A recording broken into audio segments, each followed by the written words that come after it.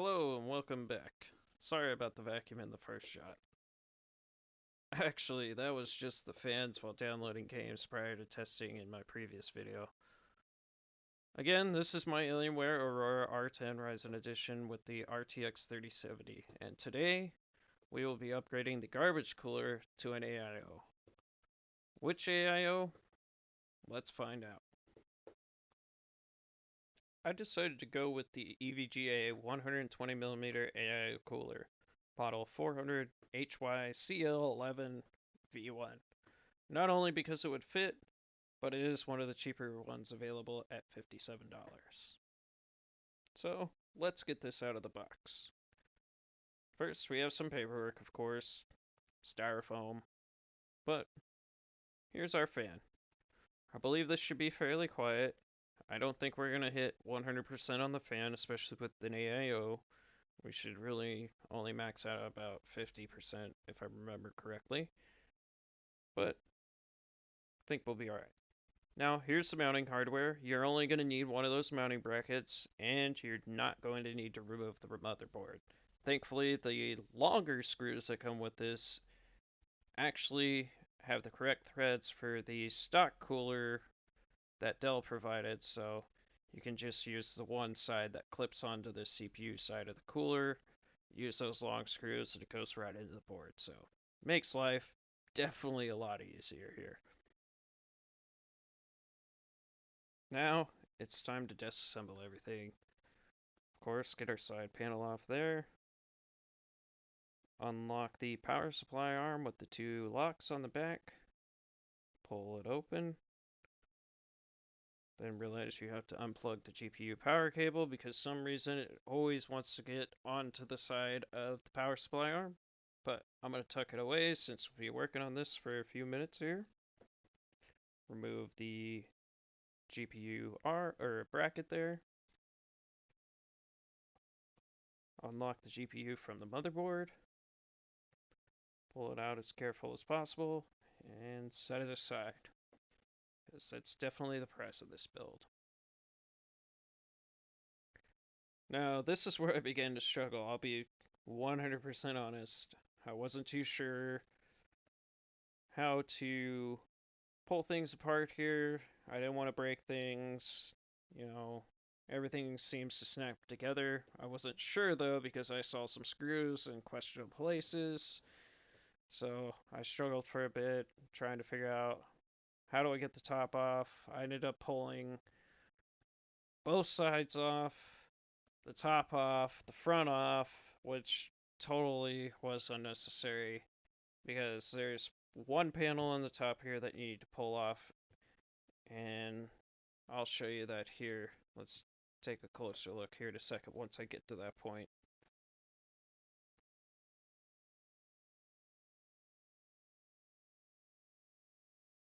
Before I show you a closer shot or the panel in question, I have to rage quit and throw my phone on the table because I was using it as a flashlight and struggling. But there's the panel. That top panel is the only panel you need to remove, and I'm pausing it right here because that panel is all you need to remove, plus the side panel, of course. So don't be like me and struggle for 30 minutes. Here's the sped up version of me struggling for 30 minutes.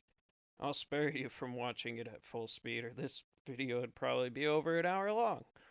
So, try not to go that long for y'all, and I hope you're still watching here. Now, this shot is sped up, but as you can see at the top there is the cage for the AIO. This is where you need to mount it to. There are screw holes at the top that you can mount it directly to, so I'm just test fitting, making sure which direction to put it before I mount the fan to it. As you can see, in this shot, I directly mounted the fan to the AIO, and placing it in there, I attempted to place it the wrong way. The hoses need to be on the right side, looking into your case there. So this way I'm placing it is the correct way. You do need to kind of wedge it if you still have everything plugged in. If you remove the 8-pin CPU connector, it'd probably just slide right up. as you can't see here, I'm starting to screw in the radiator to the cage there. And yeah, adjust the camera because I'm a little silly and didn't realize I was pointed straight down and things were out of shot. But screw everything in. Now, look at this fan mount. Do not use this. I made it stupid, and you'll see here, I tried to use this. Throw it away. Don't use it. It won't benefit you. It doesn't work. And it'll only make your life miserable if you attempt to use it with an AIO. Because the AIO, like I said, mounts to that cage at the top of the case there. And that has 2 screw points which hold it to the case so it won't flop down. To spare you some time, I sped up my struggles here, so bear with me. This is me continuing to struggle, thinking I had the AIO mounted wrong, but in fact I was correct. Now let's unscrew the garbage cooler and get it out of this machine. So, fairly easy, pretty quick to remove. I already had unplugged the power cable for the CPU fan, but as you can see, that's pretty tiny for a gaming machine. Now, if this were in like a Dell work machine or something like that, I could understand, but this, no. Alright, wiping up the old thermal paste there, because definitely don't want to reuse that. I'd rather get some new stuff. Actually, in fact, the AIO comes with some pre-installed, so don't ever need to bust mine out. Just doing extra wipes here, make sure we got everything gone. Want a good clean surface there. So speed this up. Here's me screwing up on the mounting of that several times before realizing the correct position. And once you get the correct position, you'll hear this. Alright, now just setting it down. I was taking a look at everything. I was checking the screws because at this point I still had it recognized I needed to use longer screws, so I was kind of getting an idea, feel which screws I needed to use, which if you get them in there, you can pull them out with some wiggling. Just don't do that. Just use the long screws. And I'm going to say it again. The long screws are the ones you need. They mount directly to the stock Dell mounting position.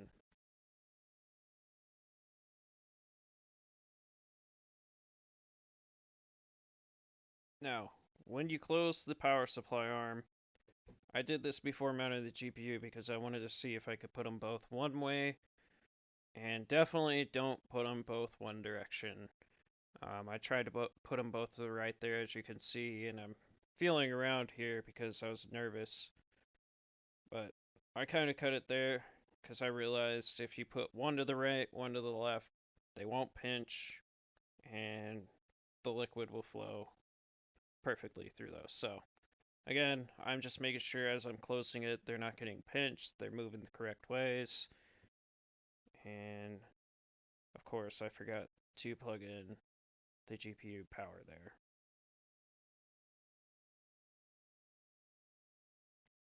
Here's a closer look at the CPU cooler installed. As you can see, those are the screws screwed into the stock motherboard cooler mount on the Dell motherboard there. And here's a view with the power supply arm half open. As you can see, the hoses aren't being pinched. You just need to put one to the right and one to the left, and you'll be alright there. Now, here I just wanted to take a closer look at a stock 3700X cooler. As you can see, this says 3800X, because in my other build that's what I have, but they are the same cooler. Now, just pulling it out of the box, because I didn't use it on my build, I actually, in fact, got a liquid cooler for that machine as well. If you'd like to see that, let me know down below. I'll definitely post a build video there about that build. So this is a cooler. It's got a decent fan. It has lights on it. I think it's one color. It's like orange to match AMD. But as you can see, it's got 4 individual copper heat pipes and 2 plates on there, along with the aluminum fins. It's quite a great cooler.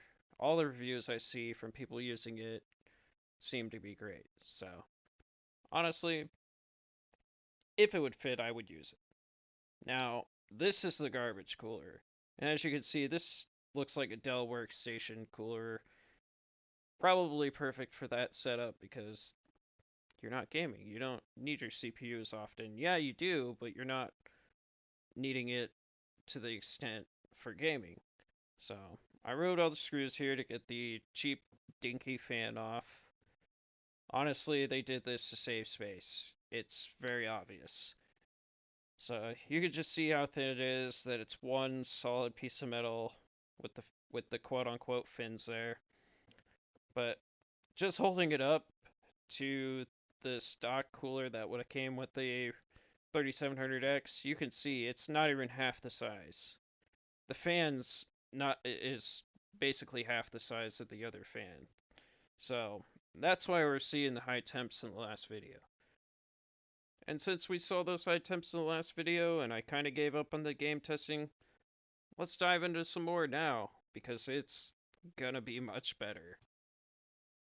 Now, before we get into the testing, I just wanted to go over a few things about my stats in the top left there. As you can see, I got 3 things for FPS. We have on the left, current FPS, in the middle, average FPS, and on the right is our 1%, so lowest 1% of frames. And I have to say, for GTA 5 on high settings here, as you can see at the bottom, I did label these so it'd be a little more clear. And if you forgot, like me, because I have a short-term memory and a brain like a mouse, so I get off topic real quick. Anyway, back to that. As you can see, we have a great average FPS of about 130. I'm going a little below here because it did dip down, and a lower percent about 88, 89. So not bad, honestly, but we're honestly looking for ultra settings. And here we are, GTA 5 at max settings, and I gotta say, boy oh boy, it looks amazing. Our lower percent is hovering around 60 frames per second, and about 90 frames on average, so you're gonna have some great gameplay here at ultra settings. And I might want to remind you, I am running at 1080p. I don't have a 4K monitor. Well, I do, but I rather run at 1080p. And yes, I did unmute that. So on to Dirt Rally 2.0, this is high settings. And again, CPU temps looking amazing. I'm so happy that I upgraded the cooler. Again, I probably wouldn't have got the deal if I tried to do it while ordering it through Dell because it was a doorbuster. But again, $1,199 for this, I'm happy. Plus that 60. So what, we spent a little over $1,350 after tax? Can't be sad here. Now on to Ultra again. We're doing amazing here. I did have a little stuttering, it felt like, and I think it might be the memory speed. I looked at BIOS options. I have the memory on OC2, so I don't know if that's an issue or whatnot, but maybe upgrading the RAM in the future might be something to consider, or we might do. Let me know. So, now I wanted to get into something that had RTX availability. First, I'm checking out Cyberpunk with RTX off on Ultra, and I gotta say it looks quite good. You notice I have the red box up there covering up the average frames and the 1%. Well, for some reason, it wasn't working properly for me, so I do apologize about that. But if you keep an eye on the current FPS, should give you a fairly good idea of how things run.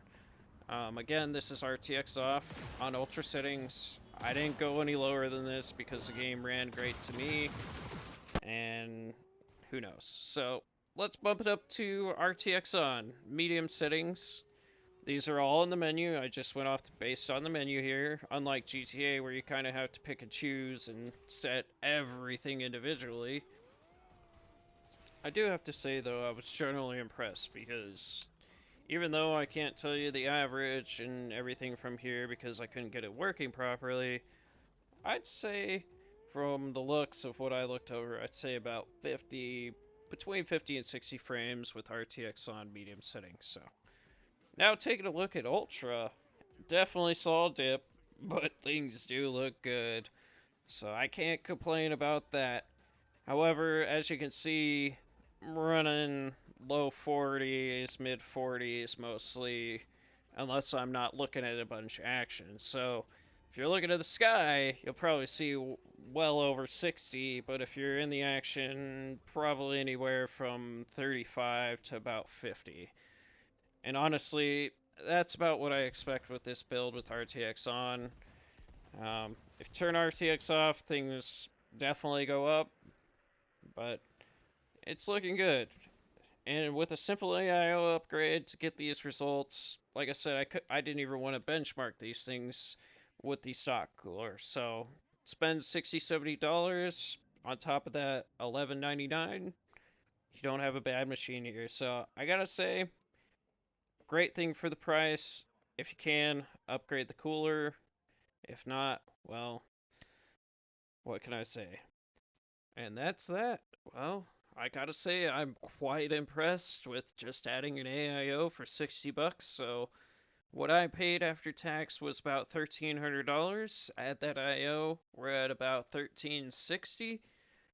And I gotta say, 1360 for what you get in this machine and looking at scalper prices, I can't complain. I really can't complain that I had to do that simple upgrade, especially because this thing sold out in seconds. So if you were lucky enough to get your hands on this, didn't upgrade the cooler on Dell's website, you might check out this EVGA cooler. This isn't a sponsored video. This is all on my own.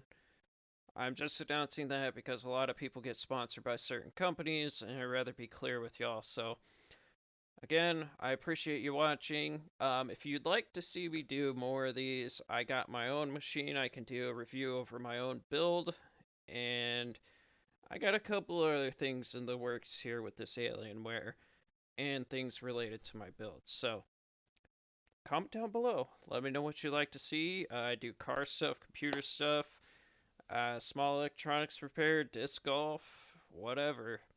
I'll make a video. Really open to anything because everybody here has different likes. So, take care, y'all.